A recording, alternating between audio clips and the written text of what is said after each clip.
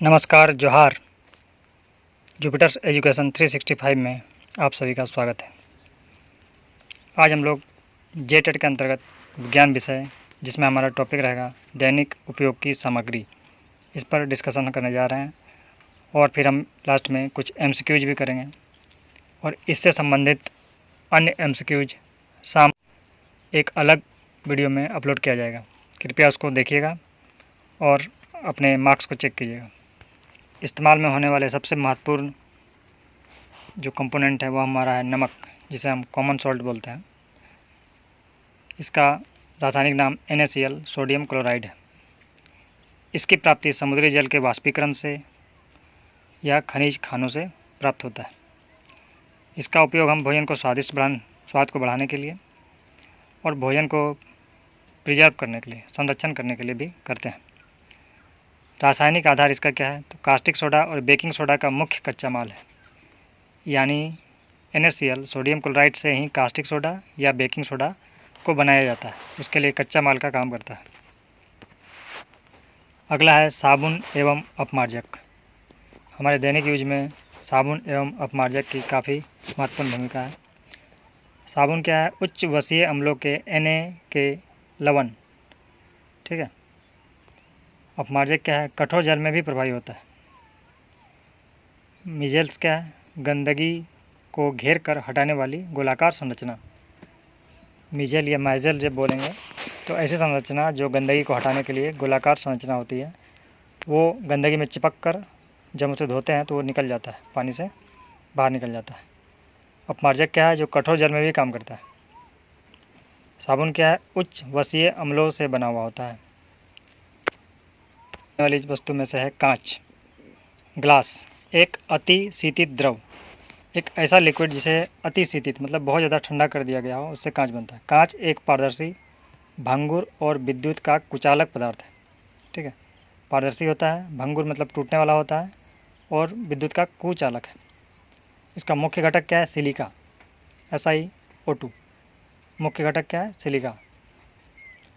इसका प्रकार क्या है, तो फ्लिंट, सोडा, बोरोसिलिकेट, इस अलग अलग टाइप के इनके प्रकार हैं।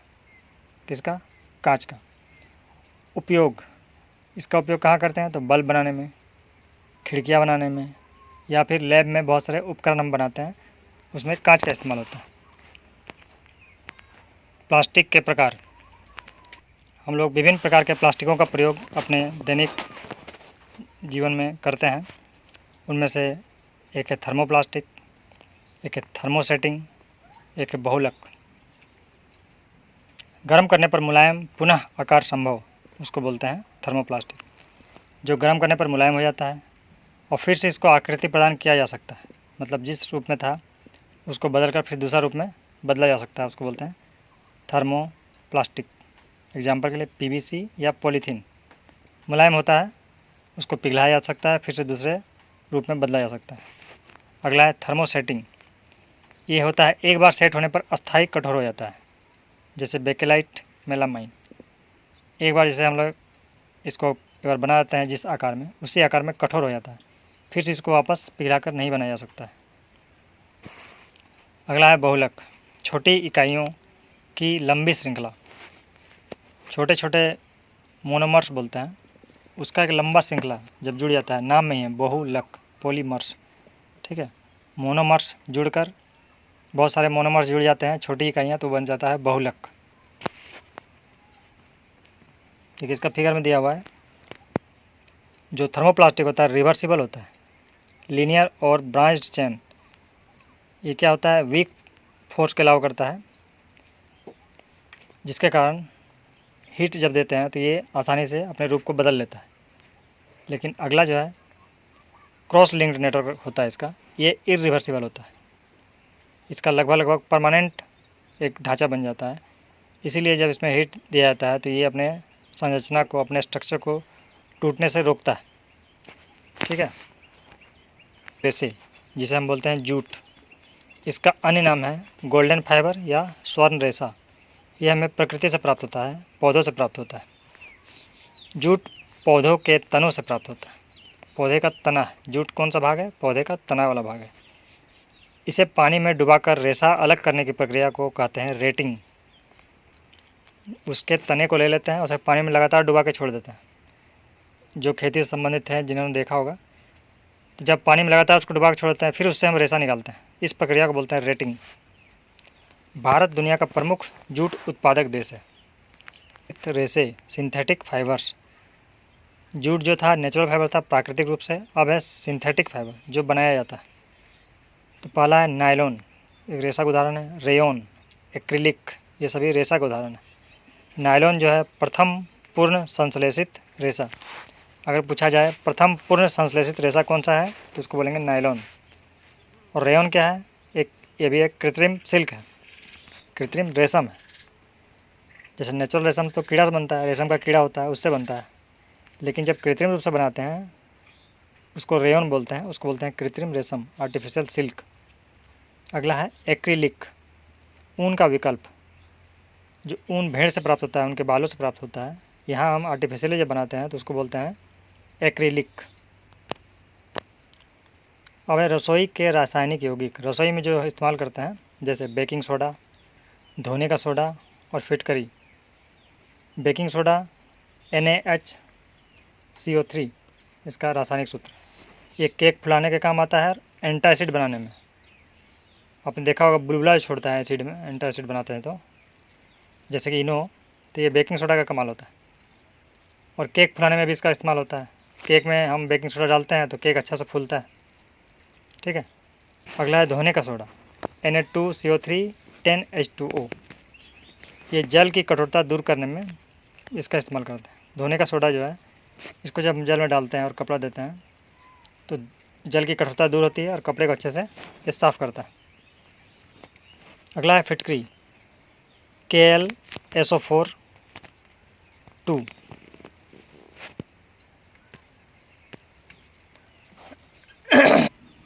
फिटकरी का इस्तेमाल जल शुद्धिकरण और रक्त थक्का जमाने में। जल को शुद्धिकरण करने के लिए पानी अगर हमारे पास हो और उसमें हम फिटकरी अगर उसमें थोड़ा सा चला देते हैं तो कुछ देर बाद जितना भी गंदगी पार्टिकल होता है वो नीचे बैठ जाता है। तो ये काम करता है, यानी जल को शुद्ध करने में। अगला है रक्त को थक्का जमाने में। आपने देखा होगा कि जब हम शेविंग करते हैं पुरुष वर्ग, तो उसके बाद उसकी दाढ़ी में वो फिटकरी चलाया जाता है। उससे क्या होता है कि जो ब्लड का वो थक्का जम जाता है, जहाँ भी कट पिट किया होगा कहीं, तो उससे वो ब्लड को रोकने में मदद करता है फिटकरी। अब एक कृषि एवं औषधियाँ। कृषि एवं औषधि में क्या क्या चीज़ दैनिक में काम आता है, दैनिक जीवन में? पहला, उर्वरक के अंतर्गत आता है यूरिया, सुपर फास्फेट और पोटास। हम खेती में इस्तेमाल करते हैं। यूरिया क्या है? इससे नाइट्रोजन मिलता है। सुपर फास्फेट क्या है? इससे फॉस्फोरस मिलता है। पोटास क्या है? इससे पोटेशियम मिलता है। ठीक है। इसका ही शॉर्ट नाम होता है NPK। अब औषधियों के अंतर्गत दर्द निवारक, एंटीबायोटिक, एंटासिड। एंटी निवारक में पैरासीटामोल, एस्पिरिन का इस्तेमाल करते हैं। एंटीबायोटिक के लिए पेनिसिलिन, जिसकी खोज अलेक्जेंडर फ्लेमिंग ने किया था। पेनिसिलिन का खोज अलेक्जेंडर फ्लेमिंग ने किया था। एंटासिड जो होता है पेट की जलन को कम करता है। और एंटासिड और एंटीबायोटिक जो था पेनिसिलिन, इसकी खोज किसने किया था? तो अलेक्जेंडर फ्लेमिंग ने। इस प्रकार ये हमारे दैनिक जीवन में इस्तेमाल होने वाले कुछ औषधियाँ थी। महत्वपूर्ण तथ्य जितना हमने पढ़ाई किया उससे वन लाइनर रूप में दिया गया है। पहला, नमक का रासायनिक नाम क्या है? तो सोडियम क्लोराइड NaCl। ठीक है। पहला पूर्ण संश्लेषित रेशा क्या है? तो नायलॉन। जूट रेशा प्रक्रिया, जूट से रेशा निकालने की प्रक्रिया क्या बोलते हैं? रेटिंग। और जूट का दूसरा नाम क्या है? तो गोल्डन फाइबर, स्वर्ण रेशा। कृत्रिम रेशम किसको बोलते हैं? तो रेयॉन को। फिटकरी का मुख्य कार्य क्या है? तो जल का शुद्धिकरण करना। बेकेलाइट एक क्या है? Thermosetting plastic. पेनिसिलिन की खोज किसने की है? अलेक्जेंडर फ्लेमिंग ने। कांच का मुख्य घटक क्या है? तो सिलिका। इस तरह से कुछ इम्पोर्टेंट वन लाइनर थे। अब देखिए एक दो MCQ दिया गया है। बेकिंग सोडा का रासायनिक सूत्र क्या है? NaHCO2। बेकिंग सोडा का क्या है? NaHCO2। निम्नलिखित में से कौन थर्मोसेटिंग प्लास्टिक है? तो कौन सा है? बेकेलाइट। ठीक है। नेक्स्ट, ठीक है, इसमें इतना ही MCQ था। अब हम लोग आगे अलग से एक MCQ का सेशन लेकर आएंगे। फिलहाल इतना ही, धन्यवाद। इस चैनल को सब्सक्राइब कीजिए, लाइक कीजिए और शेयर कीजिए। और फ्री PDF के लिए हमें व्हाट्सअप करें, कमेंट करें और अपनी राय, अपने सुझाव और जो भी डिमांड हो परीक्षा से संबंधित, एग्ज़ाम संबंधित, नोट संबंधित, उसे भी बताएं। धन्यवाद।